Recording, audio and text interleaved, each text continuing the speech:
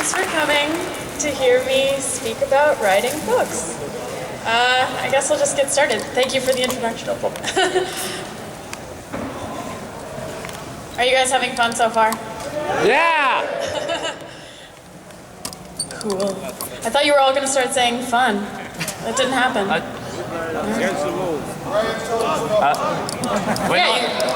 We can't say the F word around here.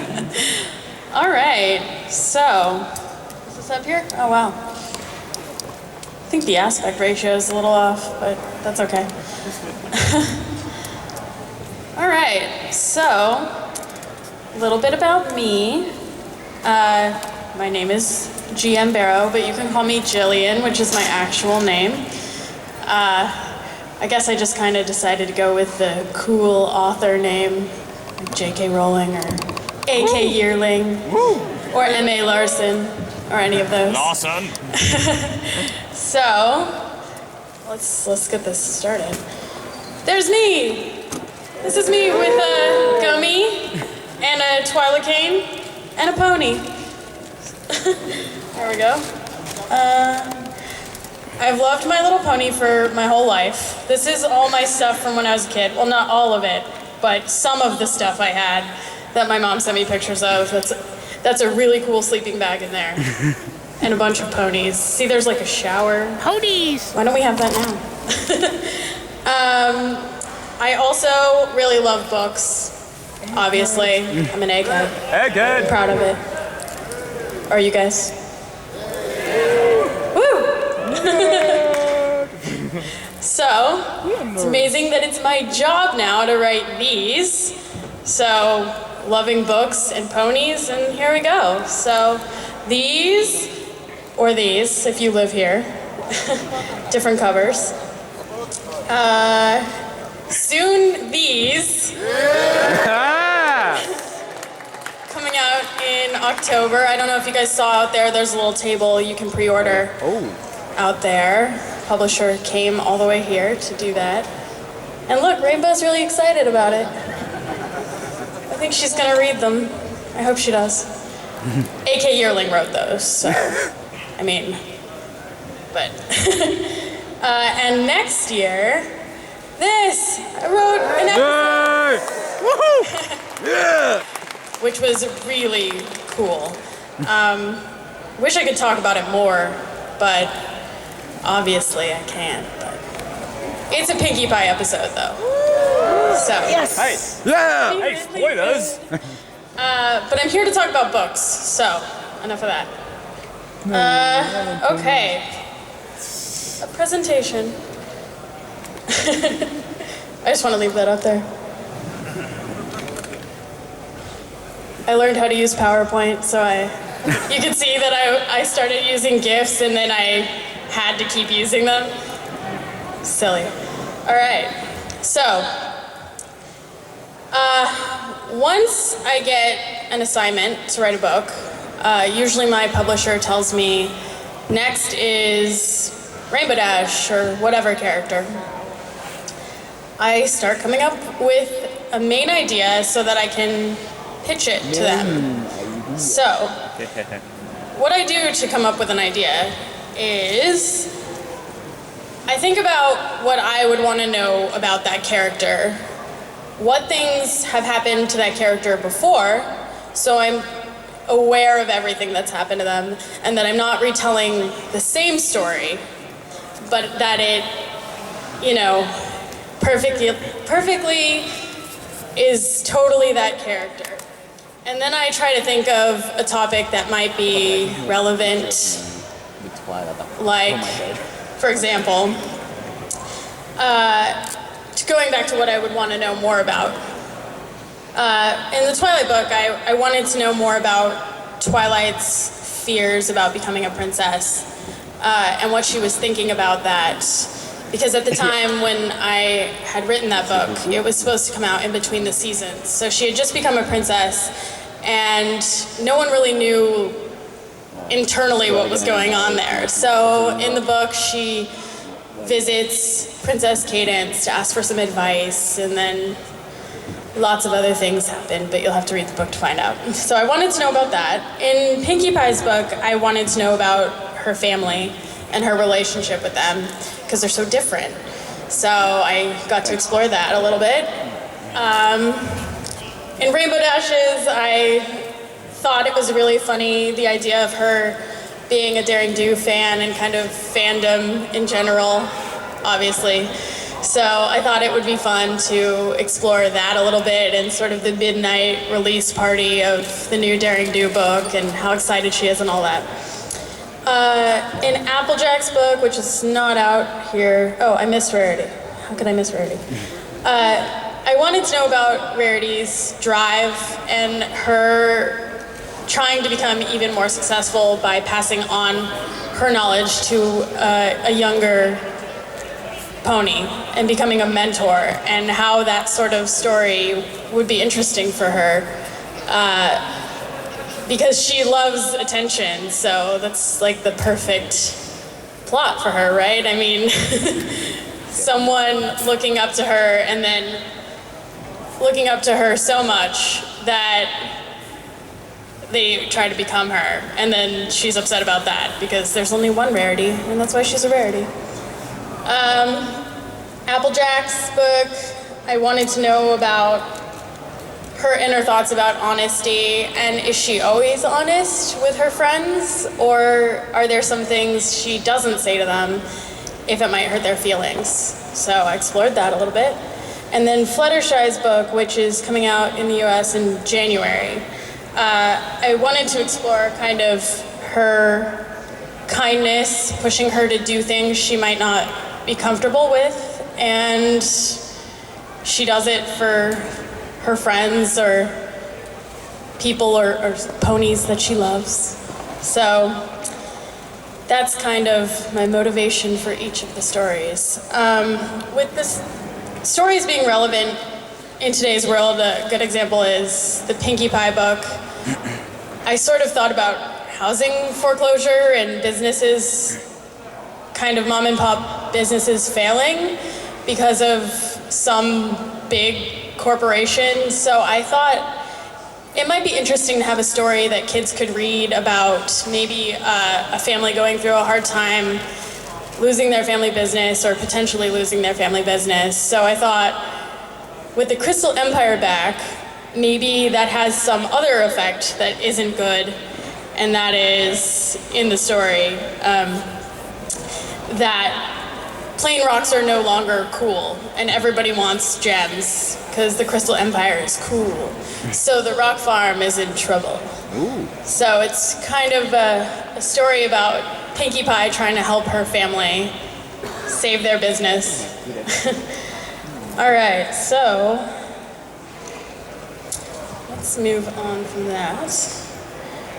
This is a lovely picture of my cat with a outlining board I did for the Pinkie Pie book. And she's got Pinkie Pie next to her. And on the right, it's me planning out scenes and trying to fit them in the correct order. So sometimes you have your basic idea of a story, but with me, I sort of, once I get that idea set and approved by the publisher, I like to just think of random scenes that might happen. I don't know if this is the most efficient way of doing things, but I'll think of, well, this is really echoey. I'll think of random scenes, and I know I want them in the book, but I don't know where they all fit together always. So I like to write them out. On the whiteboard you see there, I kind of have little character breakdowns at the bottom. You can see that on my character breakdowns, they're called Pinky, Inky, Blinky, Sue, and Clyde, but that changed. The big yellow Post-its are main things in the scene, and the little ones are funny little details that I thought of that might fit there, and I move those around a lot. So theoretically, each square is a chapter. Then on the right, you can see those little index cards I use. That's kind of, I think I was reordering a bunch of stuff I had written in my outline. Sometimes you just gotta shuffle things around takes me a couple tries usually to get things in the right order, which I feel like sounds weird, but it's just how I do it, so. Let's see. Kind of lost it a little bit. So I knew that I wanted to open on, in the books, having the character in basically a space of their own, alone. I think they all open that way, except for Pinkie Pie talks to Gummy. It's kind of that thing. I knew I wanted to have her in her room at Sugar Cube Corner, so you could really get just her alone, not interacting with the other ponies, because the books are kind of like the show, but they're different in that you get more of an internal idea of what's going on in their heads or their motivations for things. I had Rarity at home putting off work while she waited for an important letter from the mentoring program, and I wanted Rainbow Dash alternately to be making a huge scene, so she kind of just flies into the bookstore at the book release party and crashes into this display and messes everything up, but it's awesome. So, had to do that. One tip about, well, let's see, what is this? Oh, there's my office. That's random in the slideshow, but it's where I write. Oh wait, okay, go back. One thing I wanted to talk about is creating dialogue. When you start writing a scene, I think a lot of dialogue takes shape on its own, but one thing I like to do to come up, it helps me come up with scenes, is that I'll listen to family and friends, just listen to them having conversations, and I'll take something that one of them says and I'll think about how each character might react to that situation or something that a friend says. I think it's a good exercise if you want to write for certain characters that already exist or ones you're creating. Just to know how they would react in a certain situation. And a lot of times I'll do that just in my head or randomly. And I come up with some really funny things. And it sparks other scenes that I might not have thought of before. So I don't totally advise eavesdropping on random strangers, because that might be weird, but I live in New York City, so I do that too. Let's be honest, I mean. But I think it's kind of a cool trick. Let's see.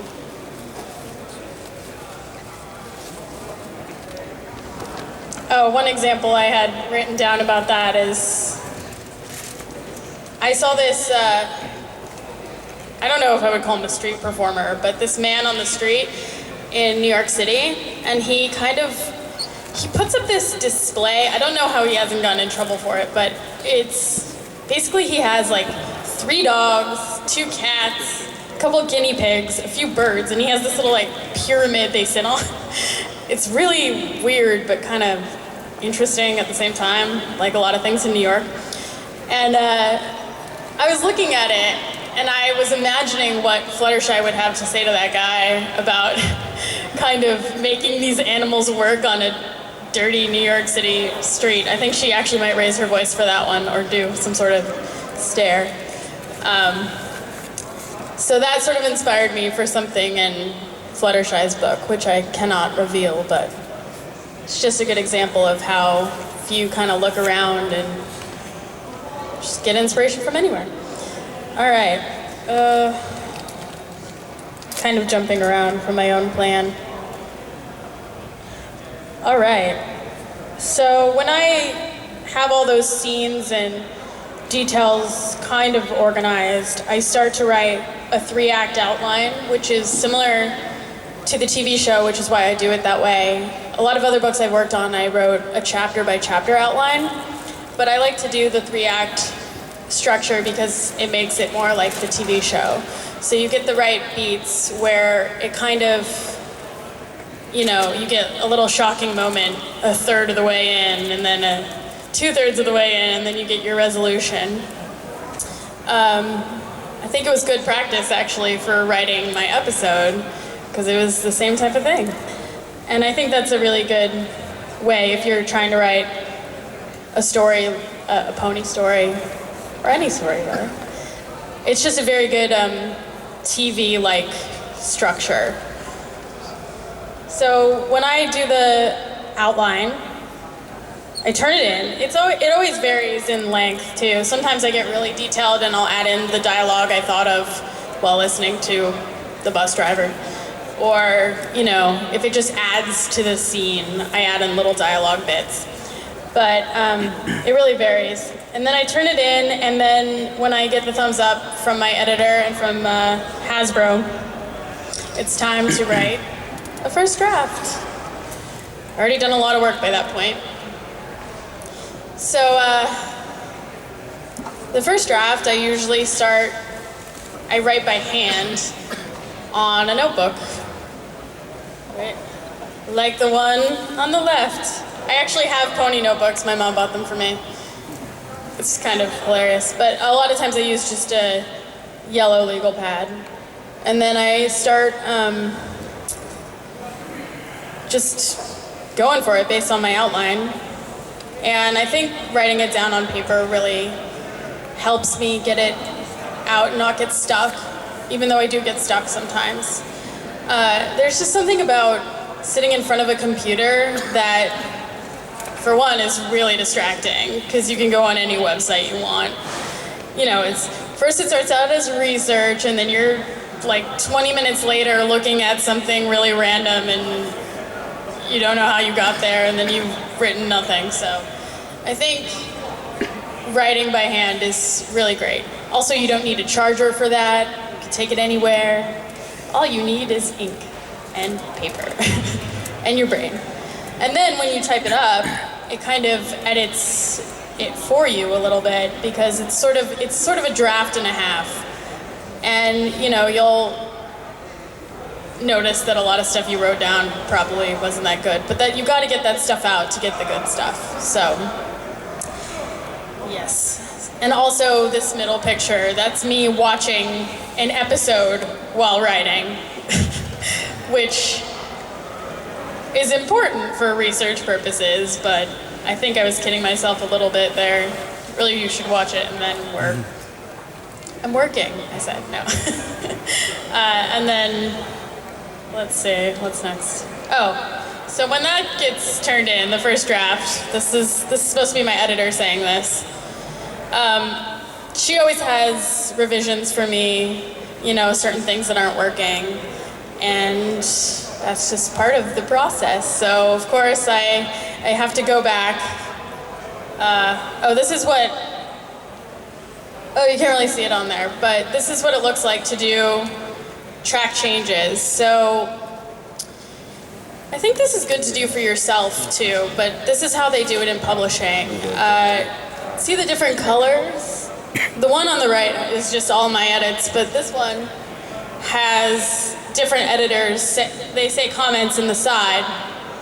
And then when you delete something, you can see what's been deleted. So if an editor makes a change that I don't particularly agree with, I can sort of have a conversation about it and either justify what I originally thought, or if she has a question about a character, and I'll say, no, this character doesn't do that, or has this relative, I might have some knowledge that she doesn't, and vice versa. So we can have a conversation in the side about it.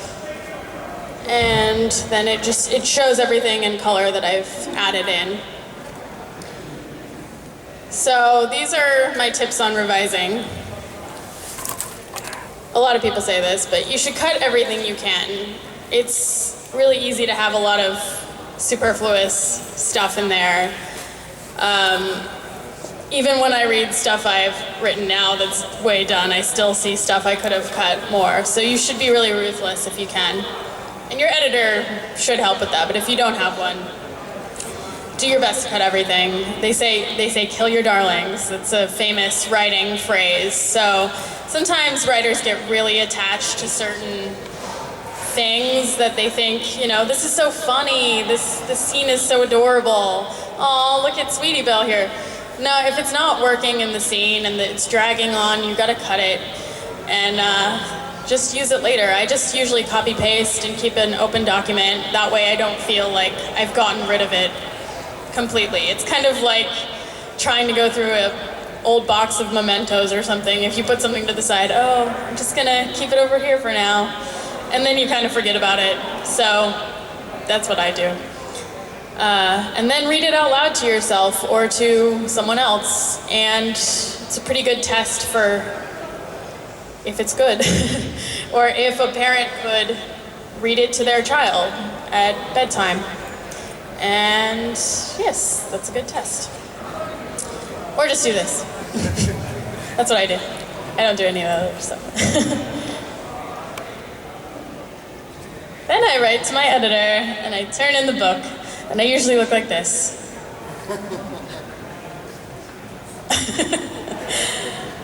And then she's like, cool. Well, that's what we hope.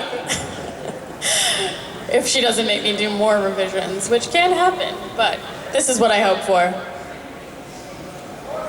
So then, at the end of these books, I have to do the activity pages, which I don't know if a lot of people know that I write those too, but they're kind of fun. These are some of my favorite ones. You can't really read it, but this pink one is from the Pinkie Pie book, and it's a rock and field study. So it prompts you to go out in your backyard and find cool rocks and draw them and give them names, and I think Maud would approve of that. And there's also this Wonderbolts test here from the Rainbow Dash book, which I was trying to think of a way that it wasn't just like a little puzzle or something. So I thought, I really want to get people up and moving and playing around. So it's kind of I think I called it like something about your wingspan, but it's jumping jacks, and you're supposed to make a little check mark when you finish the certain numbers. And there's one where you can do races. And then there's this rarity one, where you design a cover of the magazine Mare Eclair. Then 9 to 12 months later, books are born. Aw, aren't they cute? So, a few things you want to remember if you want to be an author. Don't get discouraged if somebody says something bad about your work, because that's always going to happen. You might get good reviews too, and I think you should take all of them, even the good ones, with a grain of salt. Because, you know, they're just opinions, and they are important to, you know, gauge people's reactions in a way so that you can get better. Because any author that says that, oh, I'm fine how I am, is not willing to learn, and I think that's a big mistake. I think everyone is constantly learning. I know I am. So try not to get too upset. And just, you know, keep on reading and writing. And that's the #1 tip, is that don't just keep writing. You need to be reading too. And you need to read things that you like and things that you want to sound like, so that you learn how it's done. And theoretically, you enjoy reading if you're an author. Anyways, I mean, I know I love to read. And I actually find that when I read in the morning a little bit before I start working, that my writing is much better, and I feel more inspired by people who I look up to. And of course, lean on your friends and family for support. You know, if you just need someone to give you a little ego boost, pat on the back. I know my mom reads all of my books before I turn them in. Even if it's really late at night, I'll call her up and she'll answer the phone, which is so nice of her. She doesn't have to do that, but she reads through them and gives me her honest opinion. And sometimes I go, I don't care, but I do care. So it's really nice if you have someone to do that. Because even though work is important, friendship is magic. There's me with my best friends. Thought it would be nice to put them up there. They're a little stretched out. Yay. Yay. I think this is it, yeah. And there's Rainbow Dash getting her book. Just really excited.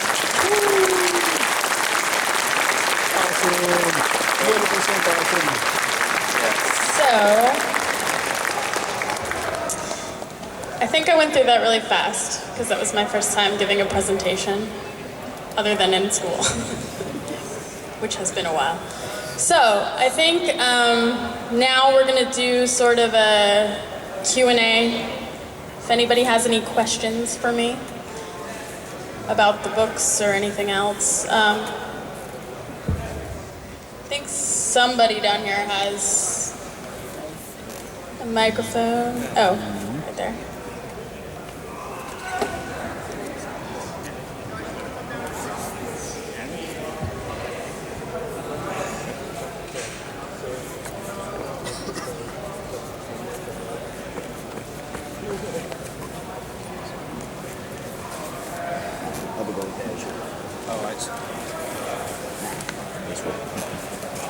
Hello. The main six are quite fleshed out characters through the show, but as you said, there are still things that we want to Sorry, know. I can't hear you very well. Is that better? Yeah, that's much better. Thanks. Okay, the main six are already quite fleshed out characters through the episodes in the show, but as you said, there are still things that we want to know about them. Would you consider writing books for characters that we don't know so much about, such as Discord or the Flim Flam brothers? So you're asking if I would write books about the other characters, like Discord or the Flim Flam brothers? Yeah. I would love to. I'm actually working on Celestia and Luna books right now, which is cool. But I would love to expand more out. I think that's just remains to be seen. It's kind of up to the publisher. But if you guys want that, I mean, let them know. Hi there. Sometimes I like to write fan fiction. Well, not often because I don't have many good ideas. But when I do, I like to write like random quotes from some of the characters whilst planning. Sorry, I can barely hear what's going on. I'll start from the beginning. Okay. Sometimes I write fan fiction. Oh, that's better. Not often, but I do. And when I do, I like to write random quotes from some of the characters whilst planning. Do you reckon that's does that work? Do you think? For most people. I do that too. I think it definitely works because if you can build a scene around it, or if you have something that seems really in character that you want them to say, I don't see why that's bad. Yeah, that often does happen with me. Well, I think that's a good thing to do. Yeah. Will you be working in any other book projects apart from Pony? I have a book that I'm working on right now, yes, that has nothing to do with Pony. So I'm not sure when anyone will get to see that, but I'm working on one. Nice. Yeah. That's cool. Thanks. Hi there. I was just wondering about your influences for what you like to read in terms of, you mentioned about reading something before starting to write. Would you have a particular area or particular genre of books that you want to keep as just influences for that project you're working on at the moment? Or would it just be anything you're interested in at the moment? So would you have your books that you'd read for leisure and books that you'd read for work, or would it all be one big mess? I read a wide range of genres. I really like science fiction. There's a really cool book that I read recently called Ready Player One. Anybody heard of that? It's really good, I recommend it. I'm also in a book club, so I read a lot of different types of books, but as far as influences, for my current project that isn't Pony, I would say my biggest influence is an author called Gail Carson Levine. She writes sort of fairy tales, kind of in a way, but they're a little bit sassy. It's sort of a sassy fairy tale. Maybe a little more serious than some other things I've done, but it's still sort of taking shape. I guess Roald Dahl was really big for me when I was a kid, so I think he's a big influence. And I mean, I love J.K. Rowling, who doesn't? So if I could ever write anything like that, I think I would be pleased as punch. Thanks. Okay. You mentioned you had a couple of favorite authors. Which are they? I sort of just said that. Yeah. There's an author called Norman Spinrad that I really like. He does science fiction. That's more of for adults. It's not really kid stuff. J.K. Rowling, who I said. I really should come up with a list to say, because every time I get this question, I always draw a blank, but I have tons of favorite authors. Who else? And aside of science fiction, any other genres that spring to mind as favorites? Or? I like historical fiction a lot, and I actually read a lot of nonfiction too. I read everything, actually. I think that's a good thing to do, is to not stick to one genre. Keep your mind open and go Thank you for the answer. Hi. Hi. Which book is your favorite of those you write? You wrote? Oh, my favorite that I've written? Yes. Yeah. Of those you write, you wrote. Well, of the pony books, I think my favorite one is Rarities. She was really fun to write, so. Thank you. It is from Italy. Oh, thank you.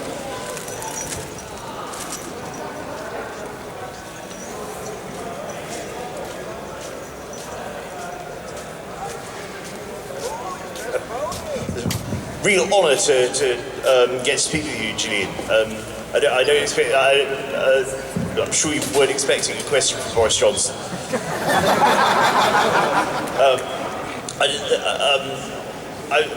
As a qualified academic in classics, obviously I've become very aware of this great attachment that the community and the writing staff throughout the franchise have had to classical literature and mythology. Would you say, we had talks at other conventions by folk papers, similar fans, as you know. What I'm wondering is, do you feel there's been an influence of those things in your works, or if not, do you hope there will be in future? I definitely hope there will be. I mean, the mythology is kind of woven into this whole world that has been created. So I don't know that I've brought anything new from mythology into my books. I think I've used some of the things already available, but there were a few things I was pitching for the show that included some new mythological creatures. So I would love to do that. I think it's really neat, actually. So yes. Thank you very much. Thank you. So can anyone hear me loud and clear? So yeah, Julian, I've got a question regarding how characters like Pinkie Pie get interpreted in writing, and because she does a lot of visual gags, yeah, I was wondering how it's done, especially in terms of the gags where it involves Pinkie Pie breaking the laws of physics. And I don't want to sound a bit too sciencey when it comes to the question, but yeah, how do you write those gags that Pinkie Pie does? That is a bit of a challenge. I think I have a part where she sort of all of a sudden has all these, or she has springs on her feet. She's got these springy shoes, and I think another character is like, where'd that come from? And then in the actual text it says, like, it seemed to come from nowhere, but it was just Pinkie Pie. You know, it is kind of difficult because a lot of her stuff is very sight gag type of thing, but in the Pinkie Pie text as well, I used a lot of exclamation points, much more than any of the other books. I sort of tried to do that in each book, is kind of use words that I thought would apply to that pony. So in the Rarity book, it's kind of like big words, flowery, ridiculous language, even when she isn't speaking, just when it's describing things. And I think in Pinkie Pie, I tried to make it sort of silly words and lots of exclamation points and just random stuff. So that was my way of doing that. Oh, I see. Yeah, it's very interesting seeing how that's done. Yeah. So yeah, thanks for the question. Thank you. Hi, Miss Burrows. Hi.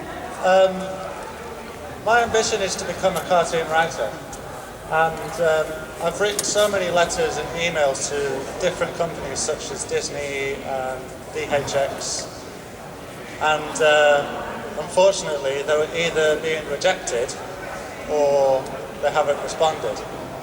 My question is, how did you manage to get involved with Hasbro to write all your books? This is actually kind of interesting because I wanted to be a television writer. That's what I went to university for. Actually for writing for television, specifically children's television. So I took a little bit of a detour after college, sort of. I started working in live TV production because it was in line with what I wanted to do. I wasn't quite sure how I was going to get to where I wanted to go, but I just kind of took every opportunity that came my way.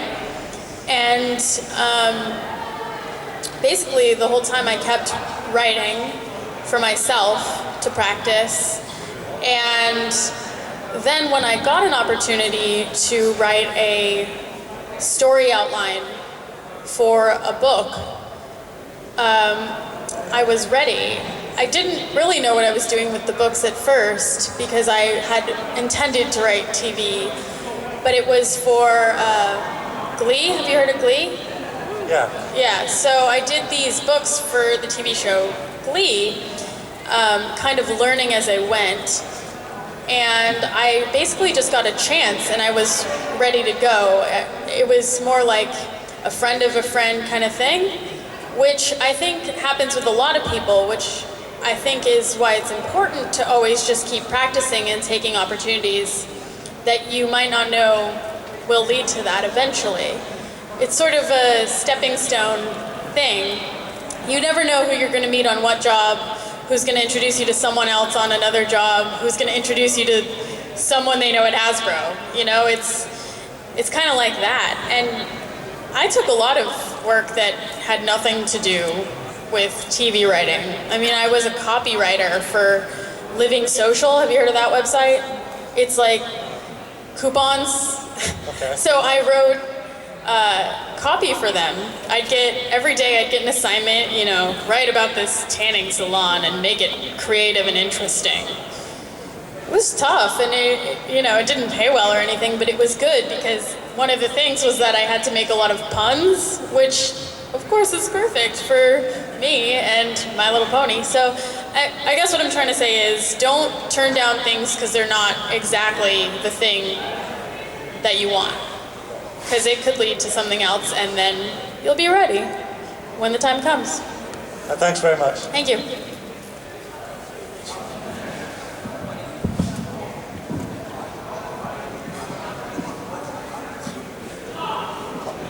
Did you write any of your own stories when you were a kid? I did. I wrote a lot of stories when I was a kid. I actually just found a bunch. When I was home last time, I found a big box of all these notebooks. And I was going to put them in my slideshow. I had some pictures of my stories when I was a kid. They're really funny, but I got kind of embarrassed. But I think it's really cool when kids write stories, and I think it gets you started and using your imagination. And do you write stories? Yes, I do. You like to write? That's awesome. Thank you.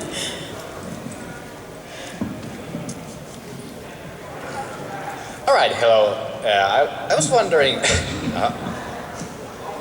Yeah, like I was saying, I was wondering, I'm kind of a little bit amateur writing, and have you ever, when you try to write something, when you have that certain scene in your mind and you know how that happens, but for some reason you just can't write it down, so how, if you have dealt with this kind of problem, how do you usually deal with those? I mean, that is the tough part of writing, I would say. I guess I just try to take a stab at it and see where it goes. I mean, like I said before, I'll get a notebook and a pen and I'll sit down and I'll just, no pressure, try to come up with something and see how it takes shape. A lot of times things turn out differently than they seemed like they were going to turn out in my head. So sometimes it's better, actually. I would say just try. Just try and see what happens. All right. Well, thanks.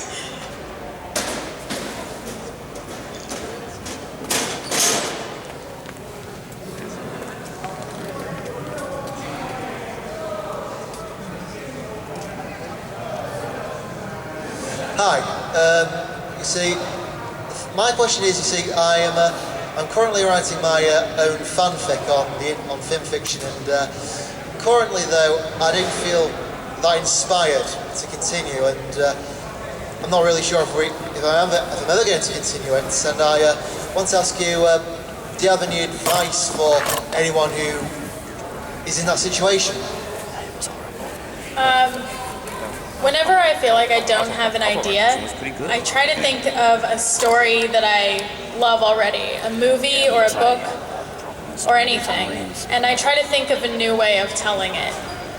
Because there are only so many, story structures. There's, I think there's like 5 or something. There's like fish out of water story. There's a couple different ones. So, I don't know. What's your favorite movie? It's a good question, really. I'm thinking. I don't really know. I've seen a lot of films. I can't really. Okay, well, which one's my favorite. If you think of one that you really like, and then try to sort of plug in the different elements to it, the elements of harmony, and then you might come up with something really cool. With the Rarity book, I sort of thought about the movie All About Eve, where there's this actress, and then this young actress sort of tries to become her, and that inspired me to write that story. It wasn't exactly like the story, but I think that's a good way to get started on something. Thank you. Thank you. Hi, Jillian. Hi. Just thought I'd ask, have you ever met any of the writers for the show and taken inspiration from them to write the episodes? I've met a lot of the writers, actually, and become good friends with them at the conventions. They're all really nice people. I definitely take inspiration from them. I don't know specifically, like, their stories. I mean, I try to come up with my own original stories for the books and the show and everything, but I take inspiration from the way they work and their body of work. I mean, I definitely respect Mitch and Megan and all those people, and it's great. I had never met Dave Polsky before this convention, but he's so nice and really funny. So I definitely think it's a really good team, and I look up to all of them quite a lot. Thank you. Just thought I'd ask, the books that you've made so far, are you happy with the length of them? Or would you consider at a later stage maybe making a longer book that could probably potentially become a movie as well? I would love to do a much longer book. The pony books are kind of limited just because they're supposed to be a little shorter, because they are supposed to be for young readers who are just starting to learn to read chapter books. So I can appreciate that, but I think it would be really, really cool to write a much longer book and have it made into a film. That's the dream. I do like watching these auctions, actually. Hi, could you say a few words about how you keep continuity with the show, because from what we understand from the presentation, there's quite a lead time from you write the thing until it becomes a book. And in the meantime, it could be that the show has contradicted some details you wrote down. So do you get to see screenplays for upcoming episodes in advance? Or how much interaction between the writers of different media are there? I do actually get to read all the scripts before they come out. So that wasn't established right away, but I've developed a good system, I think, with everyone for me being in the loop as far as that goes. So earlier on, I think there were a couple things that were missed that didn't need to be, but I think we've worked it out. I definitely ask the writers sometimes about certain details. I try not to bother them with too much though, because I think everything as far as continuity goes can be seen in the show and in the scripts. So I you know, it's a lot to remember, but I think keeping continuity is important, and I try to choose a point at which each book should be kind of that story should happen. There are certainly callbacks to the show in the books and a few little predictions in them, because in the Pinkie Pie book there's a part where I mentioned that she has another sister back at the farm, and when that first came out everyone was freaking out thinking I invented a third sister, but I knew about Maud Pie, so yeah, that was just one of those little things that I put in there to make sure it was correct with continuity. Okay, thank you. Hello. When you initially started writing the My Little Pony books, were you aware of the size of the fandom or indeed the intensity of it, or has it been a bit of a pleasant surprise? When I first started, I didn't know. I just started writing the Twilight Sparkle book, and I was at my publisher's office doing something. I go in from time to time, not too often, but I had walked by the desk of a friend of mine, another editor, and she's kind of this southern kind of Applejack girl, and she said to me, "Girl, have you heard about the brownies?" And I was like, "What are you talking about?" And then she explained it to me, and I thought it was so cool.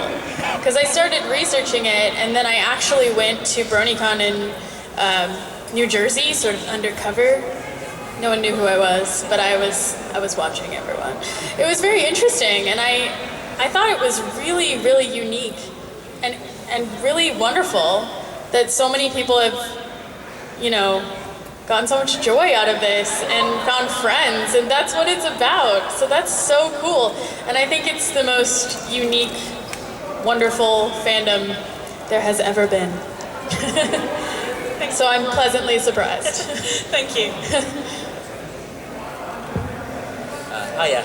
This is partly based on what someone else has told me, because my life is so busy, and I've been meaning to read the books, and I bought 3 of them a week before, and I've been trying to read them, but I'm a slow reader, so I haven't got to them. But one of my friends who's with me, who's a much faster reader, has read the Rarity one, and they've also read, obviously, the Twilight one, which was the early one you did. Now, what she told me is that, in her opinion, there was a slight tonal shift in terms of the Twilight one being written for very, very young children, whereas by the time it got to the Rarity one, she said that obviously it's not aimed at like adults or anything, but aimed at perhaps sort of the tween sort of market with sort of, you know, so I was wondering, A, that could have been just a pure coincidence or just that particular novel, or I was curious whether, based upon sort of the impact of, you know, the fandom, based upon perhaps advice you're getting from Hasbro about writing, whether as you've gone on, you've shifted it to be from very, very young children to slightly older children, and following on from that, would there be any possibility of having a novel that was aimed at, you know, sort of young teenagers sort of in the future? I think it's actually kind of a combination of both of those things. I think I knew I wanted the first one to be a little bit more storybook-like, kind of like the first episode of the show, where they explain about Nightmare Moon and all of that, and there's a there's a storybook. So I think the beginning of it is kind of, once upon a time, there was a princess. And I intended it for it to be like that. But then I think I also kind of, I learned and grew, and I decided that I could make it a little bit tonally more like the show and have it still be good. So, what was the second part of the question? It's just that based upon perhaps that tunnel shift we've already seen in terms of whether there be a possibility of, again, no one in the Brony fandom is asking for 18-rated, official books, but something that is aimed at sort of young teenagers would be quite interesting. Yeah, I mean, I definitely think there's potential for that. It's out of my hands, really. I can make suggestions and all of that, but I would love to. I pitch them new ideas all the time, so we'll see what sticks, I guess. Thank you very much. Thank you. Hi again. How did it feel when they asked you to work on season 5, and will you be working in more episodes? What was the first part of that? How did it feel when they asked you to work on season 5? Amazing. I mean, it was a dream realized for me. I went to university for television writing. I always wanted to do that. So it was a really big deal for me, and really special. I mean, to have Megan, who is someone I look up to, ask me to do that, and I felt on top of the world. I still do. It's really cool. I can hardly wait to see it, and I hope that there will be more, but only time will tell about that. Just have to wait and see. Thanks. Thank you. Yep. We done? So, Okay. Well, thanks everyone for coming. I hope that it was informative and interesting. And keep on reading. Woo! All right. I guess we're done then. All right. Have fun. Enjoy your weekend. Come say hi to me.